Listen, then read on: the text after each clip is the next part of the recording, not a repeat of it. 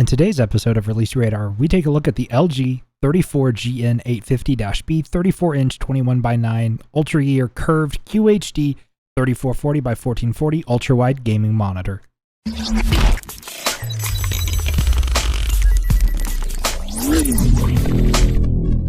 Before we get into the rest of the video, I just want to let you guys know that only a small percentage of people who watch my content are actually subscribed. I would appreciate a sub, it helps with the algorithm, and let's get into the video. So this monitor has been my daily driver for about a year and 4 months. I picked it up in mid-October 2020, and I wanted to get some time with the monitor to really get to know it and give you guys an honest opinion on it as somebody who uses this display as their daily driver. So I do want to let you guys know that during the process of reviewing this monitor, I am going to compare it to my previous monitor, which is my MSI Optics Mag 341CQ. I have a video review on that I posted in 2020. That is the ultrawide monitor I had before picking this one up. And I picked this one up because it is an upgrade over that one, but that one is a little bit cheaper. So if you're looking at one in a more budget-friendly range, I'll have that video linked up top. Now let's go ahead and talk about the specs of this display. So as I said in the beginning of the video, it is a 34-inch 21x9 curved 3440x1440 1 millisecond response time nano IPS gaming display. It has 144 Hz and certain models can be overclocked up to 160. VESA mounting capabilities, I actually have the monitor on a monitor arm right now. The monitor also has 98% coverage of the DCI-P3 color gamut and is HDR 400 compatible.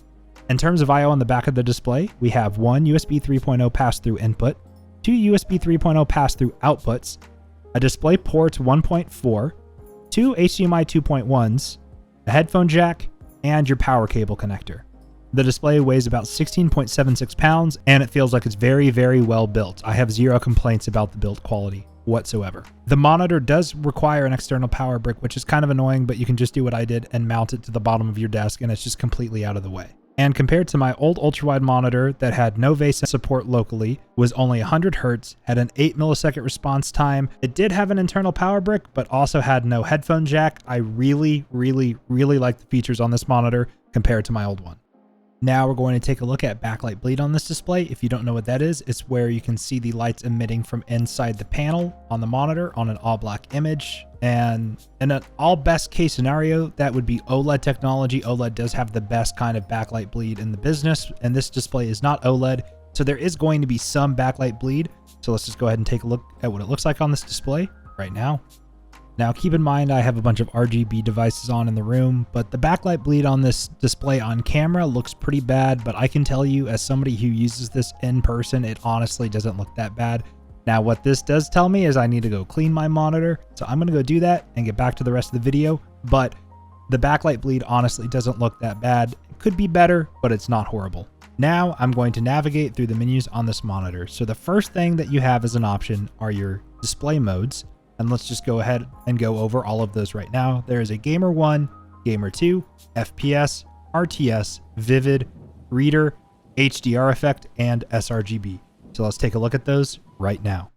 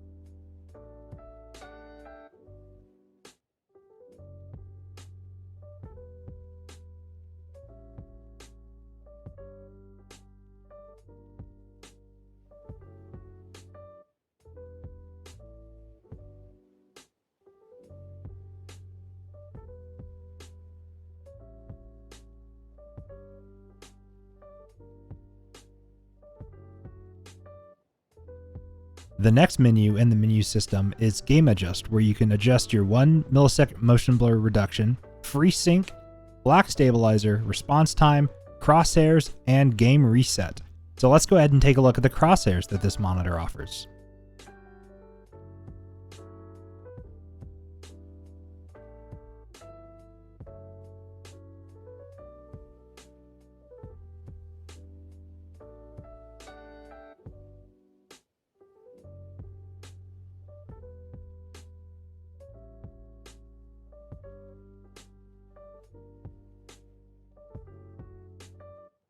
The crosshairs on this monitor aren't anything crazy. There's a dot and a plus, and there's a red and green version of each one. 4 crosshairs, pretty simple, but they look great, and they're helpful when you play a game like Ready or Not that doesn't have a crosshair. So now let's take a look at what ghosting looks like on this display. Now, if you don't know what ghosting is, it's when you can look around really fast in a game and see the image kind of lag behind, like there's a shadow of the object you saw before as you're moving around and the frames are changing on the display. So I'm going to go to the Ghost UFO test on my internet browser, and we're just going to take a look at what ghosting looks like on this display.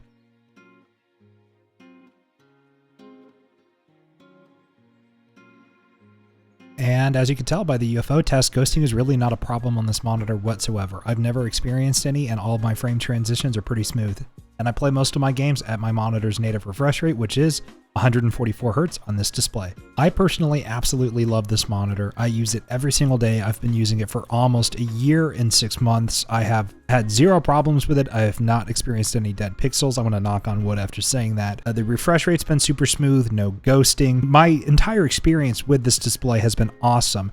It's been so nice to be able to go from 100 to 144 Hz, from an 8 millisecond response time to a 1 millisecond response time. This monitor has better color accuracy, it looks better, bezels are thinner, has VESA mount support.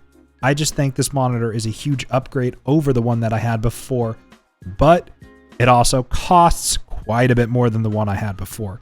Right now on Amazon, this display retails for about $947.95 US, and that is before tax.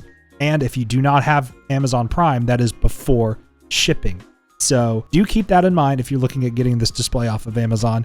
Maybe wait for a Black Friday or a Cyber Monday sale if you are in the market for an ultrawide monitor. With that being said, my older ultrawide display is $403. So that's about half the price. However, you don't get the features like the 144 Hz, you don't get the 1 millisecond response time, you don't get 2 HDMI inputs, you don't get an aux out, you don't get the USB pass-through. So there are a lot of benefits to getting this display over the MSI one that I had before. But if you are on a budget and you don't have almost $1,000 to just throw at a monitor, maybe consider checking out my video for the MSI one and see if that display is right for you. However, with all that being said, I really do recommend this display. I cannot go back to a standard 16:9 2560x1440 panel, and I could not go back to a standard 16:9 1920x1080 panel. The added peripheral vision, the beauty, the immersion of an ultrawide display is something that I really cannot explain unless you experience it for yourself. So if you have the opportunity and the money to pick this up, I highly, highly recommend this display. I have loved it so far. During my last ultrawide review, I did get a bunch of questions about console compatibility with the PlayStation 5, PlayStation 4, Xbox Series console, or Xbox One, and I will let you know that consoles are not designed for ultrawide. If you plug in a console to the ultrawide monitor, one of two things will happen. It will either stretch it out, so your image will look very, very stretched and fill out the display that way. It will not be standard 3440x1440. It will be 1920x1080 or 4K stretched out to fill the screen, or there will be black bars on the side of the screen. Now, if you don't mind that, yes, of course, you can plug your console into it, but unfortunately, consoles do not natively support ultrawide aspect ratios. One other thing I will say about ultrawide displays is that they are a little bit harder to run than your standard 16:9 panel, so make sure your rig is compatible and powerful enough to play what you want to play at a decent frame rate and resolution. If you're curious about ultrawide performance, I have 2 videos that will both be linked in the description. One of them is benchmarking this monitor with a 3090, and the other one's benchmarking this monitor with a 2080 Super. So if you're curious to see what gameplay and performance will be like on an ultrawide monitor, go check those videos out. They will be linked in the description below. And the last thing I have to say is that if you play older games, there is a chance that the game that you want to play on this monitor also won't be supported by ultrawide. So make sure if you play an old game all the time, like if you have 2,000 hours in a really, really old game and it's like your favorite game ever, make sure that there's a mod you can download, or if you don't care about it not having ultrawide support, that's cool too. But just do keep in mind, there are a handful of games that do not have native ultrawide support, and some games that do, like the Elder Scrolls Skyrim Special Edition, have compatibility issues. For one of my friends, he's able to play it in ultrawide perfectly fine. For me, it won't work in ultrawide without a mod. But as I said before, with all of those things aside, I really do love this monitor. Ultrawide monitors are just something that are incredible, and I just cannot go back to a standard 16:9 panel. So if you're in the market for this, I highly recommend it. Check it out. Link to the products will be in the description below, as well as everything else I said will be linked in the description below. Will obviously be linked in the description below. Thank you guys so much for watching, and thank you for 44,000 views on my last monitor review. That's crazy. I hope you guys find this one helpful as well. Subscribe if you enjoy tech reviews, YouTube shorts, and all that kind of thing about technology and game sales. My name's Release Radar. Thank you so much for watching. I'll see you in the next review.